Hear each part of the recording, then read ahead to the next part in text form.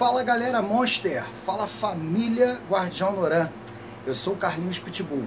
E há uns 2 vídeos atrás, alguma coisa assim, há um tempo atrás, essa semana ainda, eu gravei um vídeo falando sobre como você escolheu o seu filhote. Quais são os critérios que você pode utilizar para a escolha do seu filhote, ok? E por sugestão de um amigo nosso, né, do YouTube, um amigo já, né, que tem cachorro nosso e deu uma sugestão e perguntou, achei bastante pertinente a pergunta dele. Ele falou: Carlinhos, você não fala um pouco sobre como a gente se comportar quando o filhote chega na sua casa, né? Como a gente demonstrar, como agir com o filhote numa série de situações. E é o que eu vou falar hoje sobre isso, como a gente se comportar quando o filhote chega na nossa casa, né? Mas isso é logo depois da vinheta.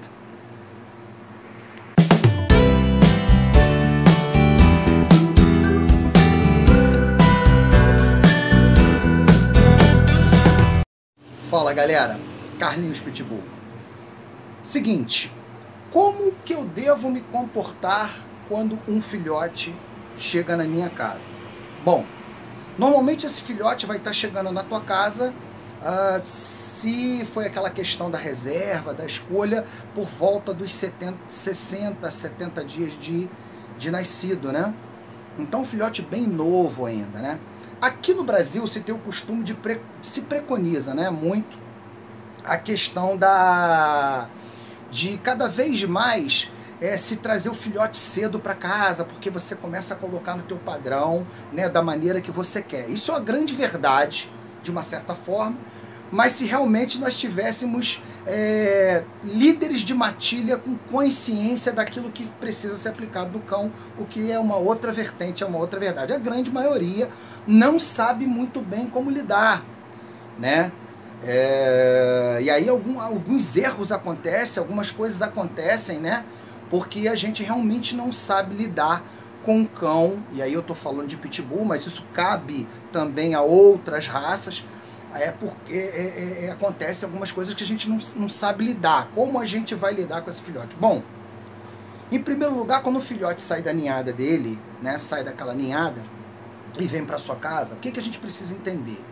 Né, vamos supor que foi uma ninhada de 8 filhotes, eu sempre dou esse exemplo, 4 fêmeas, 4 machos, né? Você já vai saber quem é o alfa dentro daqueles machos, né? Você separa os 4, pega um ossobuco cozido, alguma coisa assim, joga no meio, ali você já vai saber. Então, quando você vai até um canil que vai te falar sobre isso, vai te explicar sobre isso, tudo bem. Mas na maioria das vezes não sabe. Ó, você está levando esse cachorro aqui, é tranquilão. Há outras maneiras de você perceber na hora que você solta os filhotes ou olha, mas na grande maioria das vezes não é assim. Né? O proprietário do canil não explica isso, ele não fala nada para você sobre isso, né?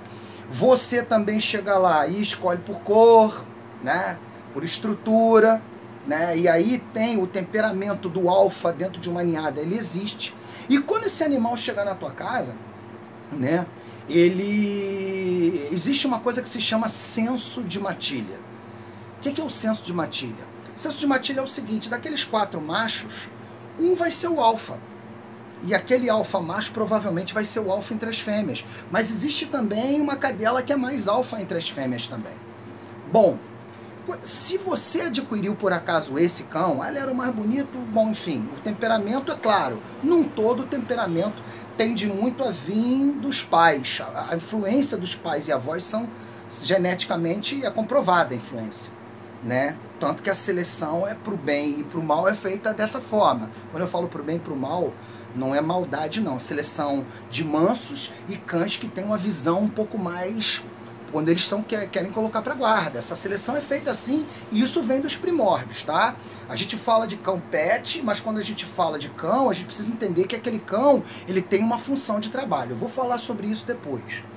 E aqui no Brasil não se preconiza muito isso, o que é um erro ao longo do tempo, a gente não entender e não prestar atenção nisso. Principalmente num cão forte 2.0, motor 2.0 como o Pitbull. Bom, vamos lá. O cão chegou na sua casa, e aí ele precisa entender, ele saiu de lá, vamos supor que ele era o alfa. Né? Se ele não era, poucos riscos você vai correr. Mas vamos supor que ele chega na sua casa e já aconteceu, já me perguntaram isso. Aquele cão lá pelos 90 dias, 100 dias, ele testa. Exemplo, que tipo de teste? Ele tá com um ossinho, um brinquedinho, aquele ossinho de couro, algum brinquedinho, e do nada você vai botar a mão e ele... Isso ele já está mostrando o senso de matilha dele. Ele já testou você, e agora? E aí? Se você é o alfa, na hora você corrige. Corrige, normalmente, né? Eu corrijo, eu dou uma chegada junta nele aqui, próximo do pescoço dele, ou próximo do quadril. Não! E tiro, e saio. E me aproximo e domino o objeto. Para demonstrar para ele que eu sou líder. Né?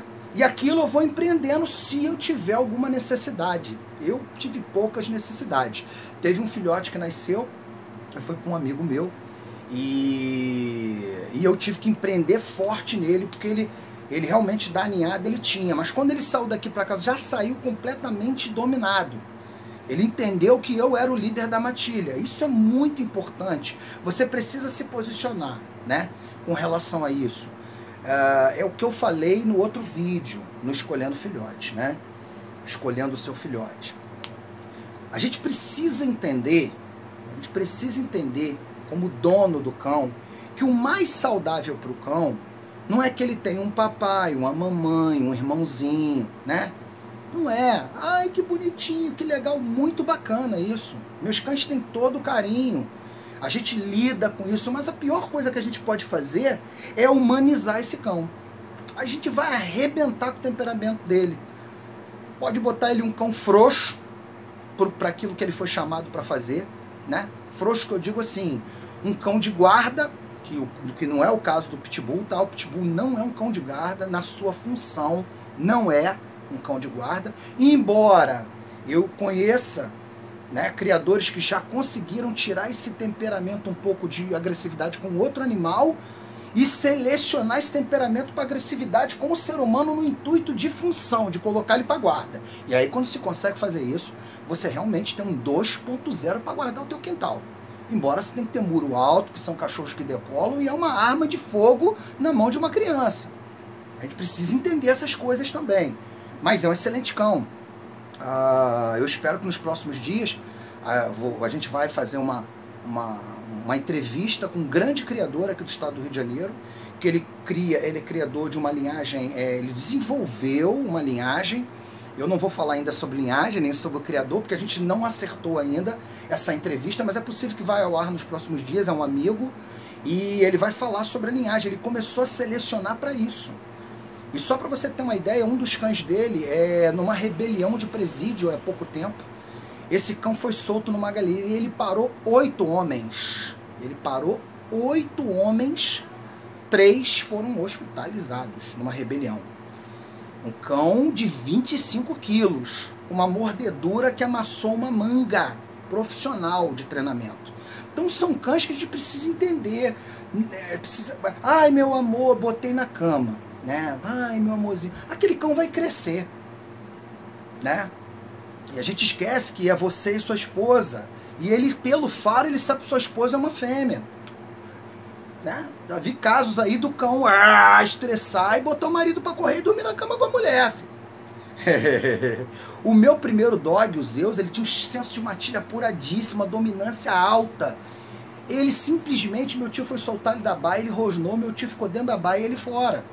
Meu pai abaixava para capinar, fazer alguma coisa no quintal aqui, exatamente na casa onde eu tô, onde ele morava, e o Zeus ficava aqui com ele. E quando meu pai abaixava, ele rodeava meu pai e chegou a urinar em cima do meu pai por dominância. Né? Tudo bem que, vamos lá, a genética dele já era ruim. Ele vinha de um pai muito ruim na sua genética, tinha dado problema com gente. E aí eu aproveito para inteirar nesse assunto, né? Falar, porque as pessoas falam assim, tá vendo, quando é criado legalzinho, tá tudo bem. Também não é assim.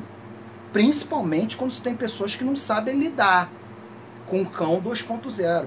Não é todo mundo, já falei isso em alguns vídeos, vou falar de novo. Não são todas as pessoas que conseguem lidar com um pitbull, com um dogo argentino, um fila brasileiro, um doberman, um rottweiler, que é uma das raças com senso de matilha mais apurado.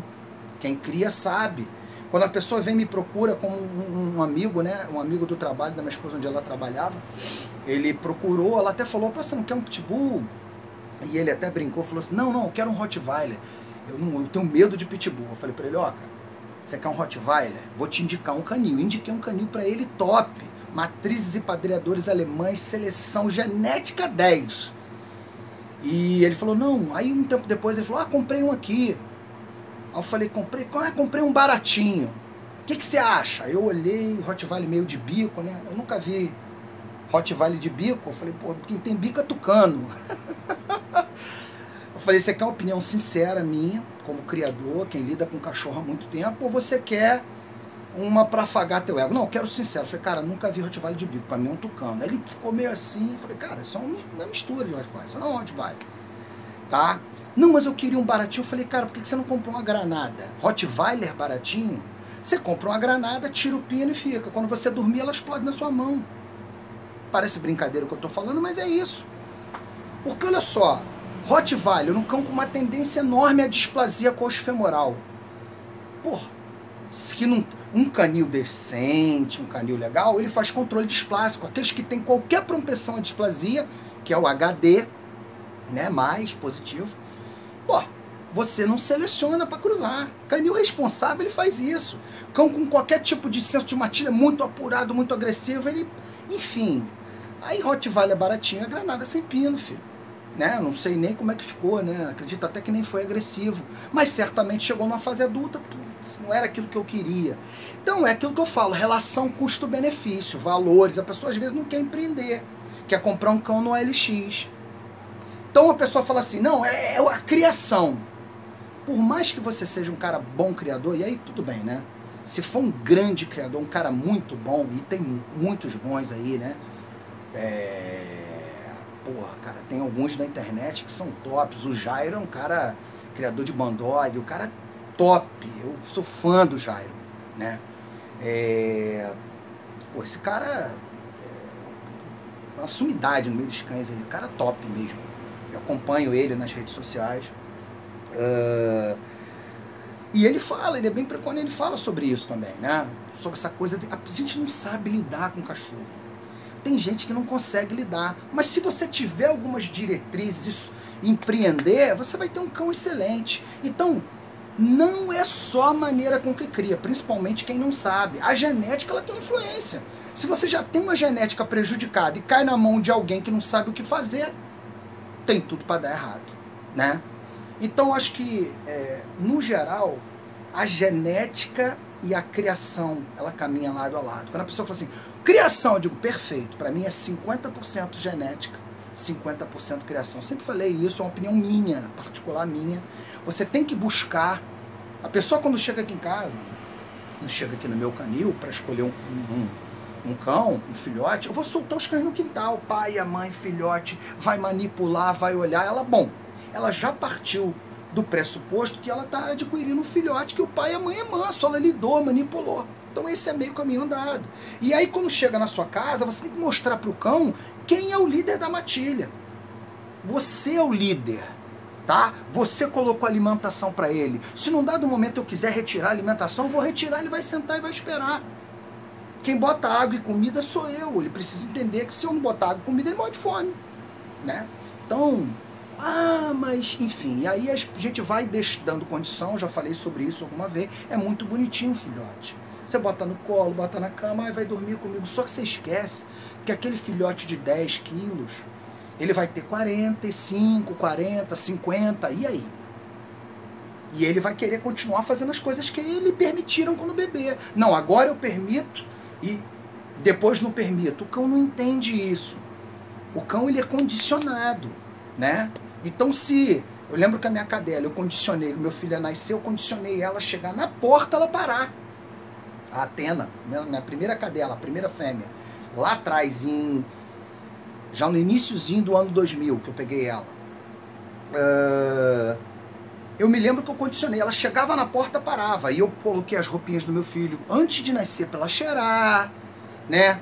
E eu me lembro que uma vez eu estava lavando o carro, E ela subiu no platô da janela e ficou chorando e tal. Eu falei, o que houve? Alguma coisa estranha está acontecendo. A Atena não é assim, era um choro diferente. Não era aquele choro de vir pra rua. Eu abri a porta. Quando eu abri a porta, ela correu pro quarto do João.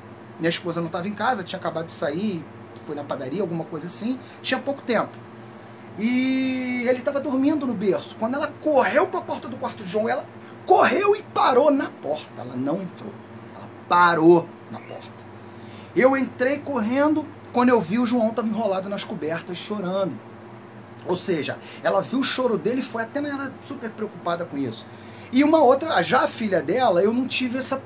A Najara, né, que foi minha segunda cadela. Não tive muita preocupação. Uma vez a Najara brincando, ela entrou correndo, entrou pelo quarto, subiu na cama, ele estava deitado. Ela chegou a pisar nele assim de lado, arranhou ele, mas brincando, naquela brincadeira euforia. Então o cão, ele vai ser o que você deu de condição para ele ser. Entendeu? Então, esse senso de matilha, o cão precisa, por maior que ele tem, ele precisa entender que ele tem um líder, que você lidera ele. Então isso é importante. Não só você, como a sua esposa, seus filhos, elas entenderem esse contexto. A minha filha Clarinha, ela leva a ração, pode ser com mistura, ou sempre dentro da baia do Mossad. Ela coloca, eu deixo. Ele começa a comer, dali um tempo de Clarinha, pode tirar, ela tira, né? E ele para e fica me olhando. Claro, eu sem supervisão não faço isso, eu não sou nenhum louco. Mas ele sabe que ela, na escala hierárquica aqui em casa, aqui no canil, ele tá abaixo dela. Ele vai no banco de trás do carro com ela amarradão, você já viram em vídeo aí. Com super manso. Mas tem cães que tem uma aceleração um pouco e você vai ter que empreender um pouquinho mais. Lembrando que tudo que você consegue empreender hoje, o gasto que você tem de tempo, a tua energia que você coloca no teu filhote hoje, é o que você vai ter logo mais. É igual o teu filho. Você, né, a Bíblia, a palavra de Deus, eu sou cristão, a Bíblia ela diz assim, ensina o teu filho no caminho em que deve andar, porque quando for mais velho não se desviará. Para o animal é a mesma coisa, ensina agora, gasta teu tempo, vai abrir o portão. São uma série de coisas que no filhote, se você empreender, leva ele, socializa com todos da casa, com outros bichos, com outros cães. O que você empreender hoje é que com certeza você vai ter um animal ideal mais para frente. Pode ter certeza que vai ser muito benéfico para você. Bom, me despeço aqui mais uma vez. Espero, Gabriel, que eu tenha respondido a tua pergunta e a de outros amigos aí do canal. Mas me despeço mais uma vez da maneira que eu sempre me despeço. Até o próximo vídeo, se assim Deus desejar.